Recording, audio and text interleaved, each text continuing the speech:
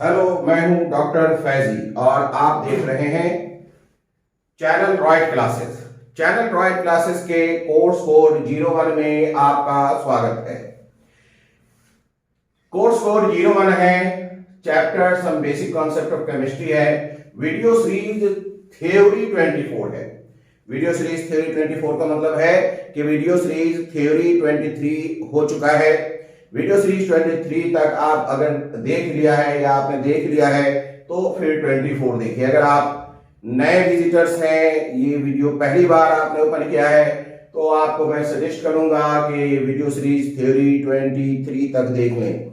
आमतौर पे YouTube पर हर वीडियो इंडिपेंडेंट होता है, लेकिन यहाँ ये इंडिपेंडेंट नहीं है, ये कंप्लीट एक कोर्स है। यानी कि इसे जब भी आप देखें, अगर आप वास्तव में केमिस्ट्री सीखना चाह रहे हैं और सिलसिलेवार पढ़ना चाह रहे हैं, तो ये आप सीरीज में देखें। कोर्स कोड 01 टाइप करें, चैप्टर 1 टाइप करें, some basic concept of chemistry, video series theory 23 तक देखें, फिर 24 देखें। क्लियर है? ये फ्री ऑफ कॉस्ट आपको यहाँ मिल रहा है, इसे आप आसानी से देखें। चलिए मैं आपको ये बताऊं कि वीडियो सीरीज थ्योरी 23 में हम लोगों ने लॉ ऑफ कंजर्वेशन ऑफ मास पर डिस्कशन किया था। ठीक है, आज हम लोग उसी डिस्कशन को आगे बढ़ाएंगे। उसी डिस्कशन में कुछ इंपॉर्टेंट दृष्टिकोण या कुछ इंपॉर्टेंट चीजों पर गौर करेंगे। क्लियर है? देखिए, लॉ ऑफ मास कंजर्वेशन हम लोगों ने देख लिया था। अब हम इसमें कुछ डिस्कशन करते हैं। पहला डिस्कशन देखिए, पहला डिस्कशन आप देखें। पहला डिस्कशन हमारा है POAC and law of conservation of mass. Law of conservation of mass. Law of conservation of mass, POAC and law of conservation of मास। देखिए, ये जो पीओएसी है, पीओएसी का क्या मतलब है? पीओएसी का मतलब है principle of atomic conservation. POAC का मतलब है principle of atomic conservation. Principle of atomic conservation. Principle of atomic conservation, ये एक बड़ा ही इंपॉर्टेंट कॉन्सेप्ट है। प्रिंसिपल ऑफ एटॉमिक कंजर्वेशन जो है, ये एक बड़ा ही इंपॉर्टेंट कॉन्सेप्ट है। इसका एक बड़ा फायदा हम लोग केमिकल कैलकुलेशन यानी ऐसे कहिए रिएक्शन बेस्ड केमिकल कैलकुलेशन में इसका हम लोग इस्तेमाल करते हैं। पीओएसी फुल स्केल एक टॉपिक के रूप में आगे डिस्कशन किया जाएगा। यहां पीओएसी और लॉ ऑफ कंजर्वेशन ऑफ मास के बीच अगर कोई संबंध है तो उसके बारे में बात हो रही है। तो चलिए, हमारे पास दो टर्म है, POAC principle of atomic conservation, और एक है लॉ ऑफ कंजर्वेशन ऑफ मास। हम सब जानते हैं कि अगर हम कोई रिएक्शन कराते हैं, ठीक है, अगर कोई रिएक्शन कराते हैं, जैसे पानी बनाना चाहते हो, हाइड्रोजन को ऑक्सीजन से रिएक्शन कराते हैं और H2O बनता है, तो हम कहते हैं इसे बैलेंस करिए। बैलेंस करते हैं तो 2H2 प्लस O2 2H2O बनता है। बैलेंस करने के पीछे एक ही मंशा होता है, एक ही इरादा होता है, और ये इरादा है कि रिएक्टेंट साइड में जितने एटम हैं उतने ही एटम प्रोडक्ट साइड में हो। जैसे इसी केस में देखिए, अगर हम हाइड्रोजन के एटम की बात करें तो हाइड्रोजन जो है टोटल 4 है, यहाँ 2 मोल है और हर एक मोल में 2 एटम है ना, 4 हाइड्रोजन एटम है। यहां अगर बात करिए तो यहां भी हाइड्रोजन आपको 4 मिलेगा, इतना तो आप जानते होंगे, है ना। अगर हम ऑक्सीजन की बात करें तो यहां ऑक्सीजन हमें 2 एटम मिलेगा, यहां भी ऑक्सीजन हमें 2 एटम मिलेगा। क्लियर है? तो हमने क्या देखा कि रिएक्टेंट साइड में जितने हाइड्रोजन हैं उतने ही हाइड्रोजन प्रोडक्ट साइड में है, जितने ऑक्सीजन है उतने ही ऑक्सीजन प्रोडक्ट साइड में है। मतलब क्या हुआ कि एटम कंजर्व है। ठीक है, इसे ही हम प्रिंसिपल ऑफ एटॉमिक कंजर्वेशन कहेंगे। इसे ही हम प्रिंसिपल ऑफ एटॉमिक कंजर्वेशन कहेंगे। यानी हम कह सकते हैं atom is conserved, atom is conserved, atom is conserved, conserve तो सुरक्षित ना, atom is conserve in both side, in both side, both side मतलब that is reactant and product, both side मतलब that is reactant and product, that is reactant and product. Atom conserve है, ठीक है, दोनों तरफ, यानी रिएक्टेंट और product की तरफ, दैट इज पीओएसी। इसी को हम पीओएसी कहते हैं, इसी को हम पीओएसी कहते हैं, यही पीओएसी है। क्लियर हो गई बात? तो हमने देखा कि पीओएसी क्या है। अब आप खुद जरा सोचिए कि अगर एटम, सारे एटम जो रिएक्टेंट में है वही सारे एटम अगर प्रोडक्ट में है, तो mass of reactant and mass of product भी तो सेम होगा। और यही लॉ ऑफ कंजर्वेशन ऑफ मास है, यही लॉ ऑफ कंजर्वेशन ऑफ मास है, यानी POAC, POAC favour law of mass action, POAC favour law of mass action. Clear है? तो हम लिख सकते हैं, लिख सकते हैं इफ एटम्स आर कंजर्व्ड, ठीक है, this implies mass is conserved, this implies mass is conserved. अगर एटम कंजर्व है तो मास भी कंजर्व हो गया, अगर एटम कंजर्व है तो मास भी कंजर्व हो गया। बड़ी सीधी सी बात है। क्लियर है? दैट मीन्स हम लिख सकते हैं P O A C favour, P O A C favour law of mass conservation या law of conservation of mass. लिख सकते हैं दिस इंप्लाइज, आगे लिखेंगे हम, this implies P O A C, this implies P O A C favours, P O A C favours law of conservation, law of conservation of mass, law of conservation of mass, P O A C favours law of conservation of मास।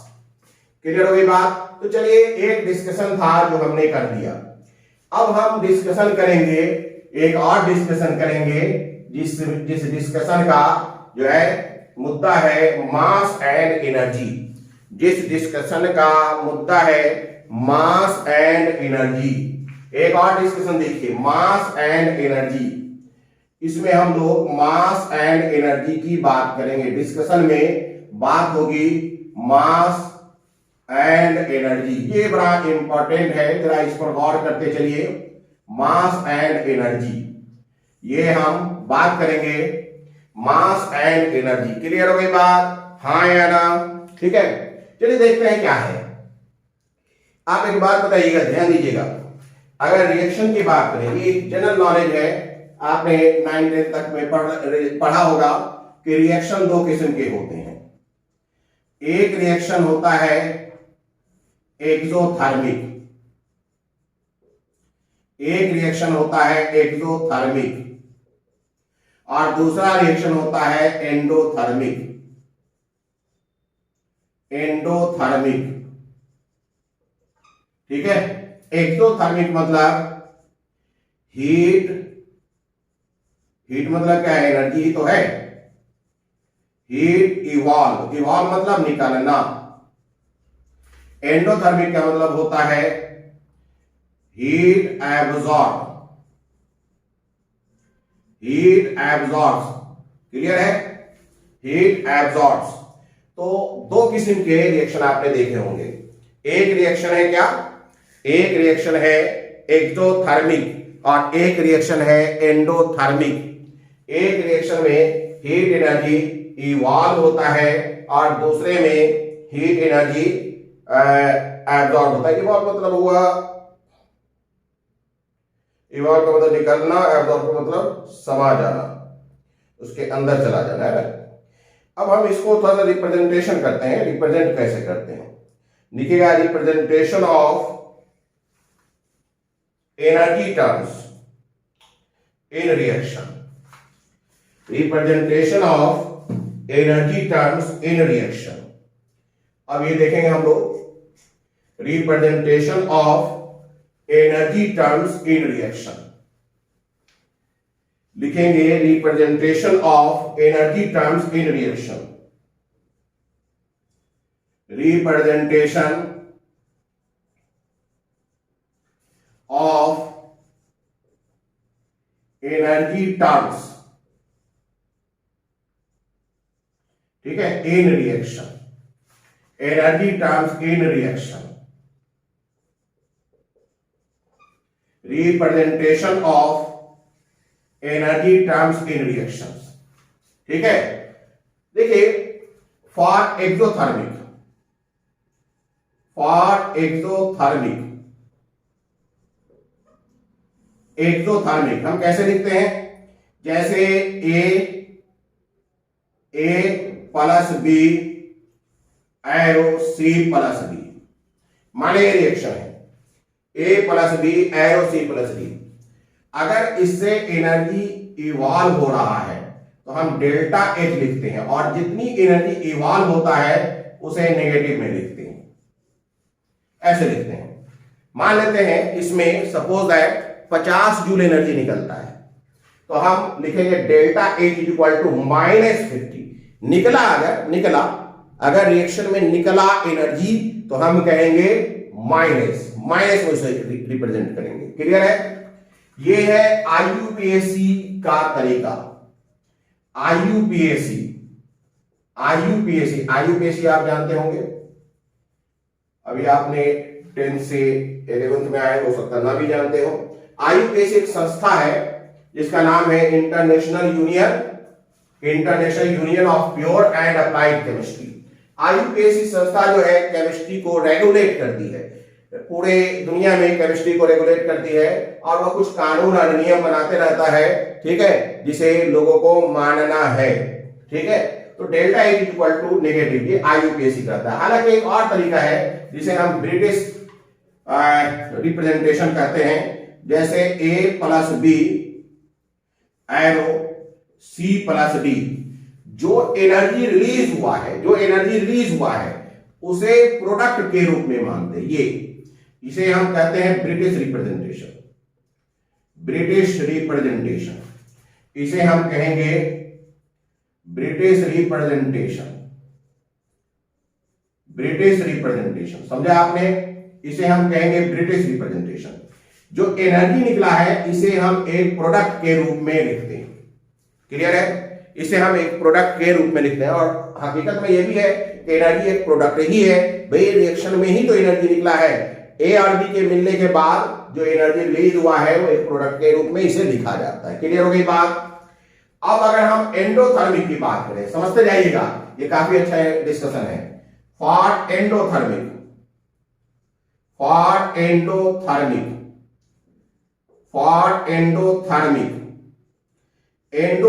की बात करें तो अगर मान लेते हैं एंडोथर्मिक रिएक्शन है P प्लस क्यू और ये R प्लस एस बनाता है, तो यहां हम delta H is equal to positive लिखते हैं।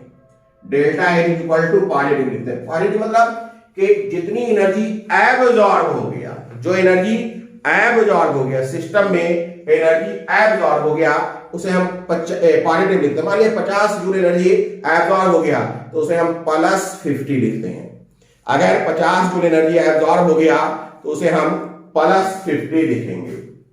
ये आईयूपीएसी तरीका है, आईयूपीएसी का यही तरीका है। क्लियर है? लेकिन अगर ब्रिटिश तरीका की बात करें तो P प्लस क्यू, ध्यान दीजिएगा, ये एनर्जी एब्जॉर्ब हुआ है। क्लियर है ना? एब्जॉर्ब का मतलब क्या है? रिएक्टेंट ने लिया है, तो P प्लस क्यू प्लस ई एरो R प्लस एस लिखा जाएगा। एब्जॉर्ब का मतलब क्या है? रिएक्टेंट ने लिया है, तो ये ब्रिटिश तरीका है। ये क्या है? ब्रिटिश रिप्रेजेंटेशन है, ये ब्रिटिश रिप्रेजेंटेशन है, ये ब्रिटिश रिप्रेजेंटेशन है। एक और ध्यान दीजिएगा, इसे हम इस तरीके से भी लिख सकते हैं, और P plus Q arrow R plus S minus E, इस तरीके से भी लिख सकते हैं। ये भी ब्रिटिश रिप्रेजेंटेशन है, ये भी ब्रिटिश रिप्रेजेंटेशन है। भाई उधर प्लस था, उसको हमने प्रोडक्ट साइड में ले आए तो ये माइनस हो गया। क्लियर है? तो ये है हमारा एनर्जी का रिप्रेजेंटेशन, इसके साथ एक्सोथर्मिक रिएक्शंस और एंडोथर्मिक रिएक्शंस। एक्सोथर्मिक रिएक्शंस और एंडोथर्मिक रिएक्शंस के मामले में, ये हमारा एक्सोथर्मिक और एंडोथर्मिक रिएक्शंस के मामले में क्लियर हो गई बात। चलिए अब और डिस्कशन करते हैं, और चीजों को समझने की कोशिश करते हैं। एक्सोथर्मिक रिएक्शन का मतलब क्या है? एक्सोथर्मिक रिएक्शन का मतलब क्या है? ध्यान दीजिएगा, एक्सोथर्मिक रिएक्शन का मतलब क्या है? मतलब यह है कि हम एक टेस्ट ट्यूब लेंगे, हम एक टेस्ट ट्यूब लेंगे, क्लियर है? इसमें कुछ रिएक्टेंट्स डालेंगे, मान लेते हैं ए और बी इसमें डाल दिया गया है, इसमें हम रिएक्टेंट डालेंगे, क्लियर है? कुछ समय के बाद रिएक्शन होगा, टाइम पास हो रहा है, टाइम पासेस है ना, टाइम पास होगा, रिएक्शन होगा। रिएक्शन के बाद मिल गया हमें CD, रिएक्शन के बाद हमें मिल गया C प्लस D। क्लियर हो गई बात? ध्यान दीजिएगा। और अगर ये एक्सोथर्मिक रिएक्शन है तो इसमें एनर्जी भी रिलीज होगी। तो समझिए इस चीज को, ये रिएक्शन मिक्सचर था, ए और बी टेस्ट ट्यूब में हमने डाला था। Test tube is not the reaction mixture, matter present within the test tube is reaction mixture, right? अब ये रिएक्शन मिक्सचर क्या कर रहा है? रिएक्शन कर रहा है, और उससे एनर्जी निकल रहा है। कहां को जाएगा एनर्जी? एनर्जी किधर को जाएगा? ये एनर्जी जाएगा रिएक्शन मिक्सचर से बाहर, और बाहर जाएगा तो सबसे पहली चीज जो उसे मिलेगा वो मिलेगा टेस्ट ट्यूब। तो टेस्ट ट्यूब हो जाएगा गर्म, टेस्ट ट्यूब क्या हो जाएगा? गर्म। तो इसका मतलब क्या है? Test tube becomes hot, test tube becomes hot, test tube becomes hot. ये है एक्सोथर्मिक रिएक्शंस, क्लियर है? तो अगर कोई एक्सोथर्मिक रिएक्शंस होगा, उसमें हम रिएक्टेंट डालते हैं, रिएक्शन होता है, रिएक्शन के बाद प्रोडक्ट बनता है, तो प्रोडक्ट बनने के बाद जो एनर्जी निकलेगा वो टेस्ट ट्यूब को गर्म कर देगा, क्लियर है? अब जरा इसमें और डिस्कशन करते हैं, ध्यान दीजिए। ज्यादातर मामलों में हमने देखा है कि रिएक्शन करने के लिए गर्म करना पड़ता है, रिएक्शन करने के लिए गर्म करना पड़ता है, क्लियर है? यहां तक के एक्सोथर्मिक रिएक्शन में भी, यहां तक के एक्सोथर्मिक रिएक्शन में भी हमें क्या करना पड़ता है? रिएक्टिंग मिक्सचर्स को, रिएक्शन मिक्सचर को हीट करना पड़ता है, रिएक्शन मिक्सचर को हीट करना पड़ता है। मान लीजिए रिएक्शन मिक्सचर है, ये मान लेते हैं A प्लस B है, रिएक्शन मिक्सचर है, इसे हम क्या करते हैं? हीट करते हैं, इसे हम हीट करते हैं, ये हीट कर रहे हैं। रिएक्शन मिक्सचर है, इसे हम क्या कर रहे हैं? हीट कर रहे हैं, ठीक है?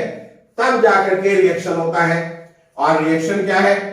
रिएक्शन होगा, तब जाकर ये रिएक्शन होगा, ध्यान दीजिएगा।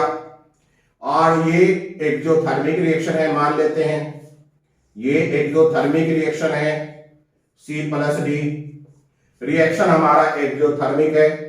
तो एक बात सामने आती है कि मैंने हीट किया, ठीक है, उससे एनर्जी रिलीज हुआ, क्या मतलब है, क्या संबंध है? हमने तो हीट दिया ही है, तो एनर्जी रिलीज का क्या सेंस है? हमने तो इसे हीट दिया ही है, तो एनर्जी रिलीज कहां हुआ? बल्कि हमने रिएक्शन मिक्सचर को तो हीट दे दिया, हमने रिएक्शन मिक्सचर को तो हीट दे दिया, तो फिर ये एक्सोथर्मिक कैसे हो गया? चलिए इस पर बात करते हैं। होता ये है, ध्यान दीजिएगा, होता यह है कि रिएक्शन का मतलब क्या है? रिएक्शन का मतलब है पुराने बॉन्ड का टूट जाना, मॉलिक्यूल के अंदर पुराने बॉन्ड का टूट जाना और नए बॉन्ड का बन जाना, पुराने बॉन्ड का टूट जाना और नए बॉन्ड का बन जाना, इसे हम एक एनर्जी प्रोफाइल डायग्राम से समझते हैं। Energy profile diagram, energy profile diagram का मतलब हो गया ग्राफ से, प्रोफाइल डायग्राम, इसमें एनर्जी प्रोफाइल ये सब वर्ड से घबराने की जरूरत नहीं है, सिंपल सी बात है। इसका मतलब क्या है एनर्जी प्रोफाइल डायग्राम का मतलब, एक हम ग्राफ बनाते हैं, ग्राफ में हम दो एक्सिस लेते हैं, वाई एक्सिस यहां हम एनर्जी ले लेते हैं, वाई एक्सिस यहां हम एनर्जी ले लेते हैं, ठीक है, और ये प्रोग्रेस ऑफ रिएक्शन ले लेते हैं, प्रोग्रेस ऑफ रिएक्शन ले लेते हैं, ये हम प्रोग्रेस ऑफ रिएक्शन ले लेते हैं। एक तरफ एनर्जी है अपना, एक तरफ प्रोग्रेस ऑफ रिएक्शन है, ध्यान दीजिएगा। ये है हमारा reactant, reactant A plus B. क्या शो कर रहा है इस ग्राफ में? इस ग्राफ में ये शो कर रहा है ए प्लस बी यानी रिएक्शन मिक्सचर, रिएक्शन मिक्सचर, ये रिएक्शन मिक्सचर है, ये शो कर रहा है रिएक्शन मिक्सचर। ध्यान दीजिएगा, ये रिएक्शन मिक्सचर क्या शो कर रहा है कि इसकी पोटेंशियल एनर्जी इतनी है, इसकी पोटेंशियल एनर्जी इतना है। भाई दुनिया में कोई भी सिस्टम हो, याद रखिएगा, दुनिया में कोई भी सिस्टम हो, ठीक है, वो हर हाल में कुछ ना कुछ एनर्जी रखता है। तो ये शो कर रहा है कि इसकी पोटेंशियल एनर्जी इतनी है, ये पोटेंशियल एनर्जी है, इतनी पोटेंशियल या इतनी एनर्जी है। अब आपको क्या करना है, इसे रिएक्शन कराना है, रिएक्शन करा के प्रोडक्ट बनाना है। तो आप पहले इसे हीट करेंगे, आप पहले इसे हीट करेंगे। हीट क्यों करेंगे? ताकि ए के बॉन्ड टूट जाए, बी के बॉन्ड टूट जाए और फिर वो आपस में जाकर सी और डी बने। आप सबको ये मालूम होना चाहिए, बॉन्ड देना, बॉन्ड तोड़ना, बॉन्ड तोड़ना एक एनर्जी कंज्यूमिंग प्रोसेस है, यानी बॉन्ड तोड़ने में एनर्जी की जरूरत होती है। तो जब हम बॉन्ड तोड़ेंगे, ध्यान दीजिए, जब हम बॉन्ड तोड़ेंगे तो इसमें हीट करेंगे, हीट करेंगे, रिएक्शन होना शुरू होगा, तो ग्राफ कैसे बढ़ेगा? प्रोग्रेस ऑफ रिएक्शन की तरफ, और साथ साथ हीट का वैल्यू भी, एनर्जी का वैल्यू भी बढ़ेगा, एनर्जी का वैल्यू भी बढ़ेगा। ये एक ट्रांजिशन स्टेट कहलाता है, ट्रांजिशन स्टेट, ये एक ट्रांजिशन स्टेट कहलाता है। क्या कहलाता है?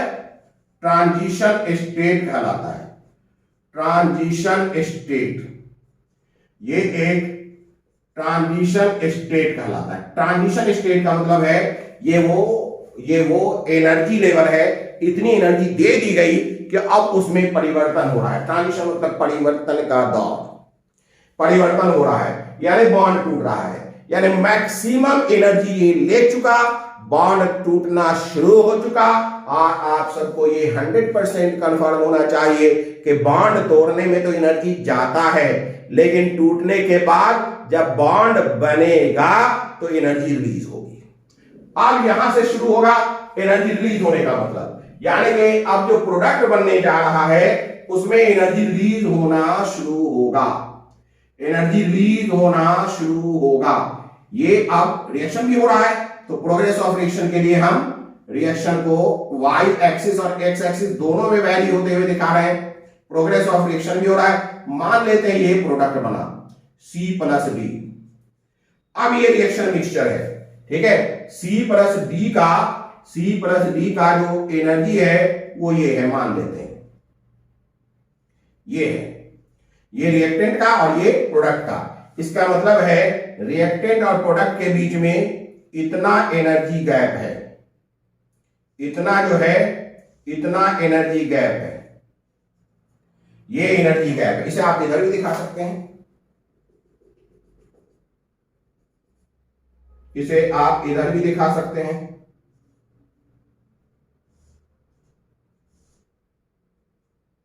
ये एनर्जी गैप है। एनर्जी गैप का मतलब क्या हो गया? एनर्जी गैप का मतलब हो गया कि रिएक्टेंट की एनर्जी ज्यादा है, प्रोडक्ट की एनर्जी कम है। क्लियर हो गई बात? कहीं कोई दिक्कत समझ में आ रही है बात? ठीक है, अब समझिए इस चीज को। और अब क्या आगे देख रहे हैं, समझिए इस चीज को। मान लेते हैं इतनी एनर्जी जो हमने लगाया, ये इतनी एनर्जी देना पड़ा हमें, ये इतनी एनर्जी मुझे देना पड़ा, यही तो था, यही था ना रिएक्टेंट का। तो इस एनर्जी को हम लोग कहते हैं ईए। क्या कहते हैं? ईए। ईए का मतलब है एक्टिवेशन एनर्जी। ईए का मतलब है एक्टिवेशन एनर्जी। ईए का मतलब है एक्टिवेशन एनर्जी। ठीक है, तो हमें इतनी एनर्जी देनी पड़ी। मान लेते हैं एक्टिवेशन एनर्जी 50 जूल है। क्लियर है? तो ये हमने सिस्टम में 50 जूल दिए थे। अब जब निकलना शुरू हुआ तो यहां से लेकर यहां तक पहुंचते पहुंचते क्या हो गया, वो 50 जूल एनर्जी निकल गया। तो दिया हमने 50 और फिर वापस हमें मिल गया 50। क्लियर है? उसके बाद क्या हो रहा है, ये जो अमाउंट ऑफ एनर्जी है, ये जो अमाउंट ऑफ एनर्जी है, ये एक्स्ट्रा एनर्जी निकला है, जो एनर्जी गैप है। क्लियर है? ये जो अमाउंट ऑफ एनर्जी है, ये जो एक्स्ट्रा एनर्जी निकला है, यही अमाउंट, यही एनर्जी गैप जो है क्या होता है, रिलीज होता है। रिलीज एनर्जी है, रिलीज एनर्जी है, रिलीज एनर्जी है। बात समझ में आ रहा है? अब जरा रुककर सोचिएगा, ध्यान दीजिएगा। इस रिएक्शन में ए का अपना एक मास है, बी का अपना एक मास है। ठीक है, तो ए और बी का मास मान लेते हैं 50 ग्राम। क्लियर है? आपने इसमें एनर्जी दिया, एनर्जी भी मान लेते हैं 50 जूल। क्लियर है? यहां देखिएगा, यहां से एनर्जी दिया, ये ट्रांजिशन स्टेट को मिल गया, फिर फाइनली यहां तक आ गया, 50 जूल एनर्जी निकल गया। कोई मुझे बताएगा, ध्यान दीजिएगा, समझिए इस बात को, कि ए और बी का वेट 50 जूल है, मास 50 जूल है, सॉरी 50 ग्राम है। इसमें एक्टिवेशन एनर्जी भी 50 जूल है, मास 50 ग्राम, एक्टिवेशन एनर्जी भी 50। ठीक है, यहां तक कोई दिक्कत नहीं, ट्रांजिशन स्टेट तक कोई मामला नहीं। यहां से जब नीचे आया तो ये 50 जूल एनर्जी दे भी दिया, सही बात है। तो सीधी सी बात है, मुझे कुछ मिला, मैंने उतना वापस कर दिया। लेकिन अब कोई बताए ये एनर्जी कहां से आ रहा है? What is the source of this energy? What is the source of this energy? ये एक्स्ट्रा अमाउंट ऑफ एनर्जी से कहां से मिल रहा है? इसके कई जवाब हैं। एक जवाब ये है कि बॉन्ड एनर्जी में डिफरेंस है, बहुत सारी बातें हैं। लेकिन ये जो बॉन्ड एनर्जी है, ये भी कहां से मिल रहा है? ये जो डिफरेंस है, ये कहां से आ रहा है? ये एनर्जी कहां से आ रहा है? मॉडर्न स्टडी कहता है कि ये एनर्जी गैप जो है, ये जो एनर्जी रिलीज हुआ है, ये किसकी वजह से हुआ है? Conversion of energy, conversion of mass, conversion of mass into energy, conversion of mass into energy. Modern study कह रहा है कि ये जो एनर्जी रिलीज हुआ है, कन्वर्जन ऑफ मास है इनटू एनर्जी, एनर्जी के फॉर्म में कन्वर्जन हुआ है, मास। लेकिन एक बात बता दें, ये किससे गाइड होता है conversion of mass into energy? ये आइंस्टीन के रूल से, according to Einstein, mass energy equivalence relationship, equivalence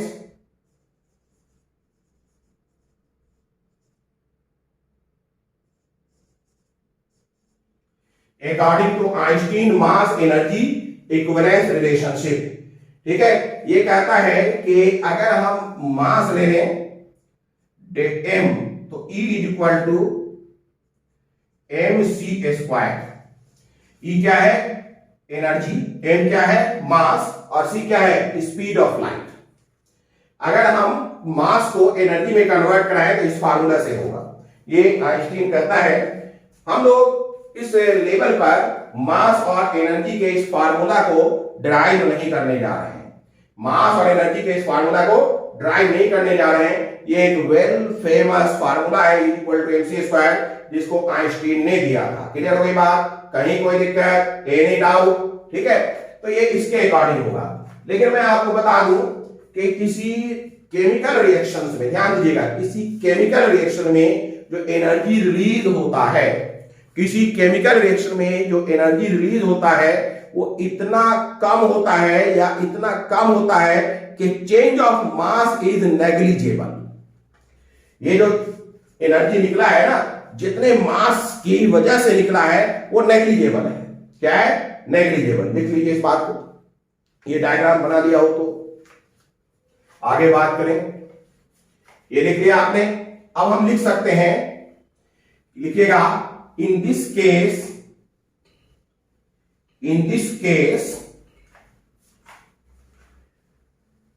mass involved in energy generation is insignificant.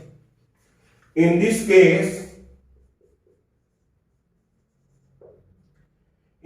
case, mass involved in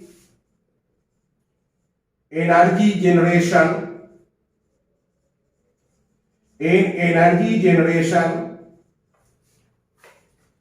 is insignificant.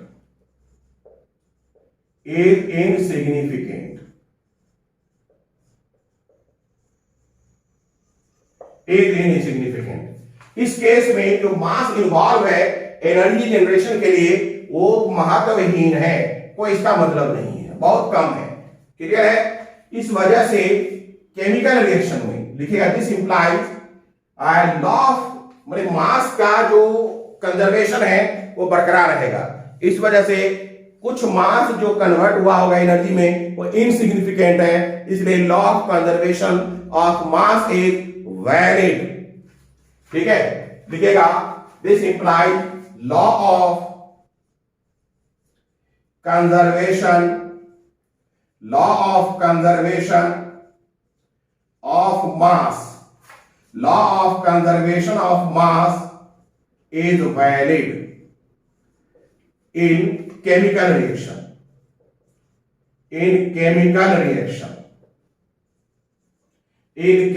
reaction.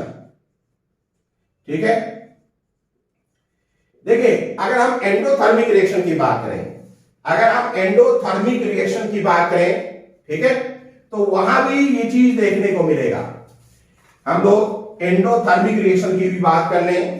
लिखिएगा, case endothermic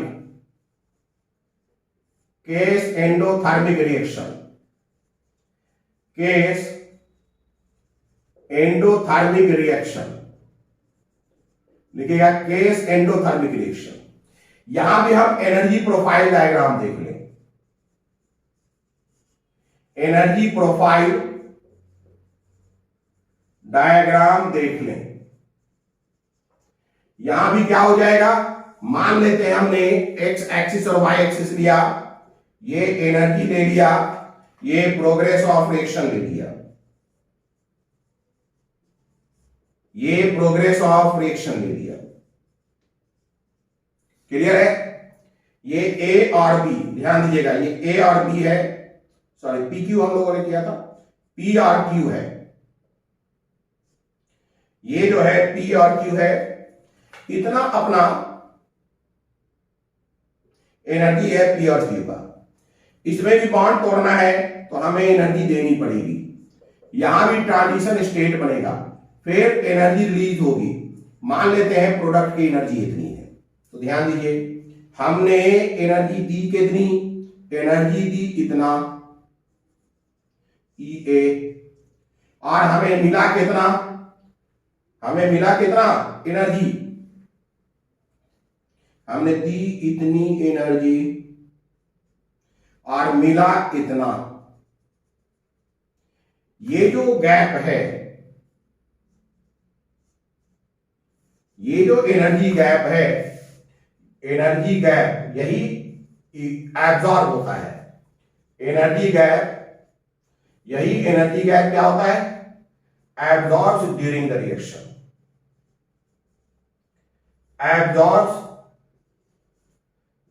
the reaction, absorbs during the reaction, यही reaction में absorb होता है।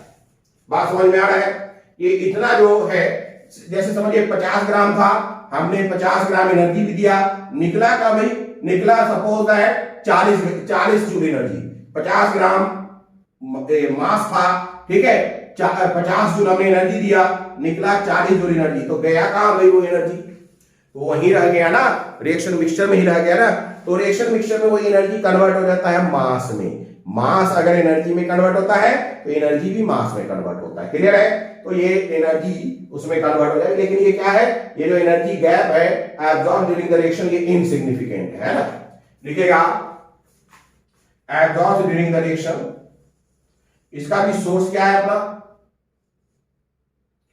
ठीक है, ये भी क्या है, इनसिग्निफिकेंट। एक नोट करके लिख लीजिए। लिखिएगा in case of endothermic reaction, in case of endothermic reaction, ठीक है, in case of endothermic reaction, in case of endothermic reaction energy is conserved. अच्छा लिख दें, in case of endothermic reaction, in case of endothermic reaction, in case of endothermic reaction, in case of endothermic reaction energy is converted into, energy is converted into mass, energy is converted into mass, energy is converted into mass, ठीक है। in case of endothermic reaction energy is converted into mass, but involved energy and mass are insignificant, but ऐसे लिखिए, but generated mass is insignificant, but generated mass is insignificant, is insignificant, is insignificant, full stop। इसलिए law of conservation of mass is also valid in case of endothermic. This implies law of conservation, law of conservation of mass is also valid, is also valid in case of endothermic reaction, in case of endothermic reaction, in case of endothermic reaction, ठीक है। तो हमने क्या देखा कि conservation का जो law है वो एंडोथर्मिक रिएक्शन और एक्सोथर्मिक रिएक्शन में वैलिड है, लेकिन आपको ये बता दें, ये जो अभी जितनी भी रिएक्शन की बात की गई ये सब रिएक्शन केमिकल रिएक्शंस हैं। एक और रिएक्शन होता है जिसे हम कहते हैं न्यूक्लियर रिएक्शन। हमने ये देखा है, या हम देखेंगे अब अगले क्लास, अगले सीरीज में देखेंगे कि न्यूक्लियर रिएक्शन में law of conservation of mass valid नहीं है। तो न्यूक्लियर रिएक्शन के प्रसंग में, कॉन्टेक्स्ट में लॉ ऑफ कंजर्वेशन ऑफ मास में थोड़े मॉडिफिकेशन की जरूरत है। इसी मॉडिफिकेशन को पढ़ने के लिए हम वीडियो सीरीज थ्योरी 25 देखेंगे। क्लियर है?